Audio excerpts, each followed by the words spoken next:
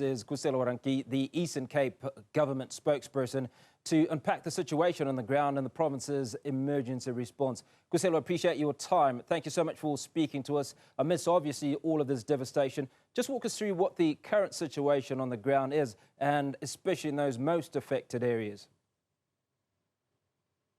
Good afternoon to you, Hugo, and to Newsroom viewers. Yes, Hugo, the situation is not looking good, especially if you consider what has obtained in the area of Mthatha. And in Mthatha, just outside Mthatha Dikolini village, I think if you look at the scale or the impact of this disaster, it has really affected that community.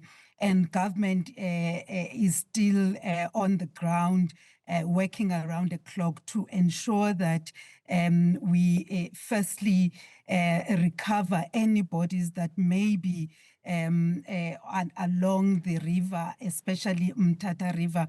You would recall that when one of the representatives of the Gift of the Givers spoke this morning, he was also saying that the search which government is leading has been extended to even areas 10 kilometers or so outside Mthatha, just to ensure that any bodies that may have been swept away by floods to those areas they are recovered. And also just the level of increasing such rescue teams or search teams, making sure that they are augmented with the helicopter services, and those helicopter services by now they have been also joined by drones that are just looking at the area, both assessing the extent of the damage and also trying to identify any bodies that may be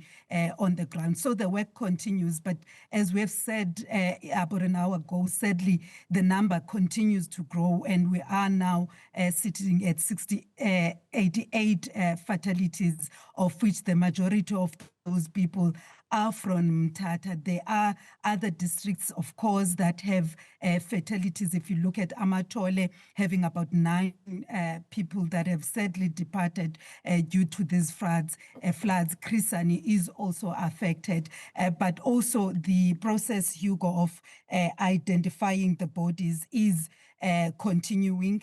And by now we have just over 80 bodies that have already been identified, and over 60 of those have been released to the families. As of this morning, Hugo, there were only 5 people that have not yet been identified, and we are hopeful that those families will come forward and identify those people.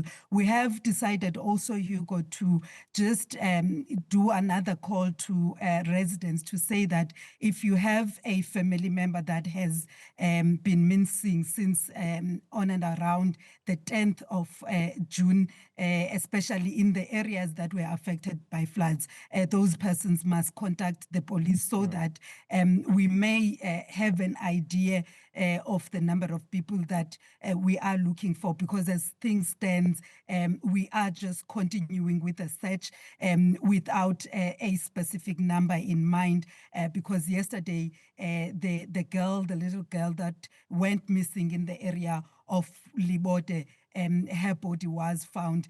So we're just making that call to community members and residents to come forward if they still have people missing.